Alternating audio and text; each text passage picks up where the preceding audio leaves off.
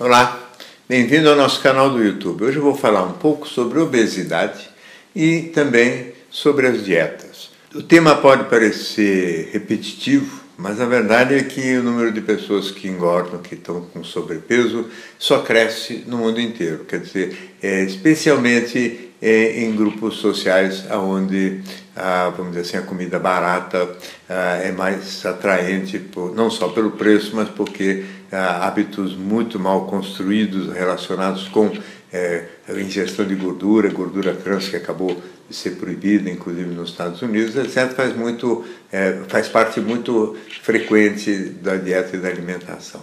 A verdade é que a obesidade, que é um sobrepeso acima de 10% do peso ideal, ela corresponde a um distúrbio biopsicossocial, ou seja, existe nas pessoas obesas uma certa predisposição familiar, uma certa tendência a um metabolismo talvez um pouco mais baixo, ou a um tipo de preferência alimentar, talvez natural ou inata mesmo, que é uma base biológica que de alguma maneira a gente pode tentar interferir através de algum tipo de medicação ou através talvez da estimulação, principalmente da atividade física, na qual o indivíduo possa gastar ou queimar um pouco mais de calorias. O lado psico da obesidade também é muito relevante, porque ele tem a ver quase sempre com história de vida, com o fato de que a boca acaba se transformando para muitas pessoas numa fonte importante de aconchego, atenuador da sensação de vazio e de desamparo,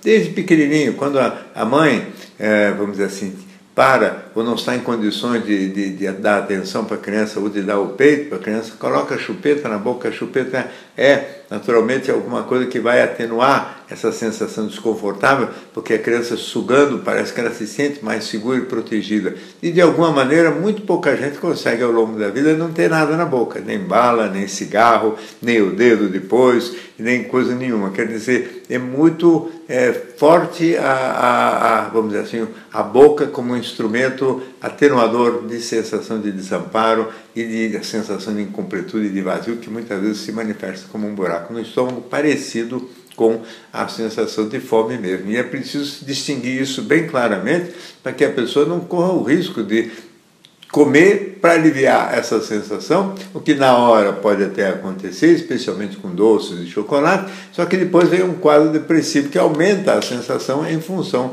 da tristeza de ter engordado demais, não é?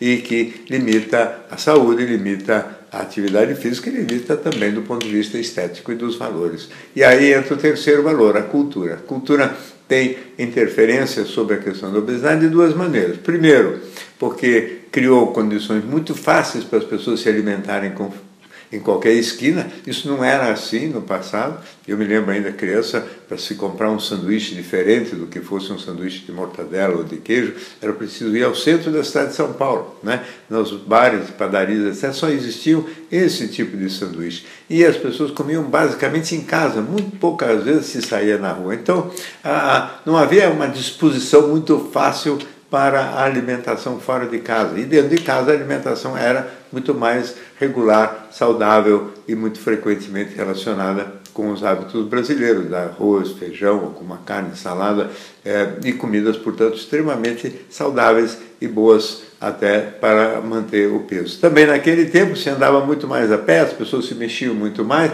do que hoje, onde muita gente tem carro, muita gente tem acesso a transporte coletivo com pouca locomoção física, né? Antigamente as pessoas andavam muito, andavam de bonde, ficavam pendurados no bonde, tudo isso é exercício, tudo isso é atividade, que hoje tentam a muitas pessoas suprir através de academias ou de atividades, vamos dizer assim, lúdicas de fim de semana. Na realidade, a cultura também naquele tempo valorizava um certo sobrepeso, um peso a mais, que era um sinal até de ter uma pessoa que tem atividade mais intelectual, tem uma condição financeira melhor, porque a maior parte das pessoas tinha trabalho braçal, e o trabalho braçal gastava muito caloria, então a média da população era magra, e então existia até para os homens aquela ideia da barriguinha, da prosperidade, era uma coisa até chique. Hoje inverteu tudo, o valor hoje é a magreza e culturalmente existe essa superexposição a tudo que é alimento fácil, de acesso imediato em qualquer esquina e, ao mesmo tempo, o elogio e a louvação da magreza, que se torna cada vez mais difícil graças à tentação e à oferta de tudo isso. Evidentemente que os médicos, para tentar resolver esse assunto, vêm propondo há décadas a ideia simples de dietas. E as dietas são sempre restrições alimentares que atacariam, mais do que tudo, só a tendência das pessoas a usar o alimento como remédio para suas sensações de desamparo e de vazio no estômago. Não é? E, naturalmente, não resolvem nenhum dos outros problemas e, principalmente, não resolve nem mesmo esse. Então, a dieta é sempre uma restrição alimentar, não raramente acompanhada do uso de medicamentos, que tiram mesmo um pouco o apetite, mas essa restrição alimentar ela não pode durar muito tempo, porque toda restrição vai criando dentro da pessoa uma frustração muito grande. Toda proibição aumenta o desejo. Então a restrição alimentar, na realidade, vai aumentando a compulsão alimentar. Essa é que é a verdade. E, portanto, dieta para emagrecer é o que não funciona. O que funciona é o indivíduo entender o mecanismo como um todo, entender que existe a necessidade de um processo de reeducação alimentar, e isso é lento, que isso é difícil, que isso é trabalhoso, mas que realmente a pessoa precisa aprender a comer comidas saudáveis e nutritivas, precisa se exercitar, precisa refazer toda a sua relação com o ato de se alimentar, precisa talvez aprender a comer devagarinho, talvez seja o mais difícil de tudo, aprender a comer coisas que passam bem para a saúde e não coisas obrigatoriamente só gostosas. E, portanto, toda uma série de estratagemas para mudar hábitos e estilo de vida e de alimentação. Essa é a única forma, e a paciência para aguentar que o processo seja lento, progressivo e gradual. É a única forma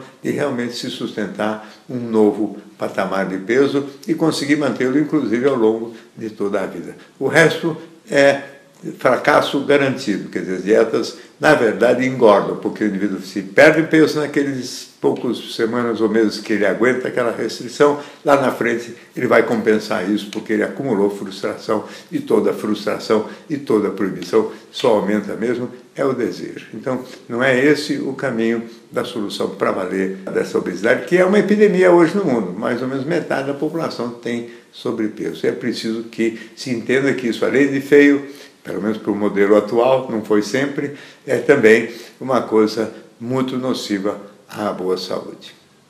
Muito bem, essa é mais uma participação aqui no nosso canal do YouTube. Se você gosta, inscreva-se. Quase toda semana temos novidade por aqui. Até a próxima.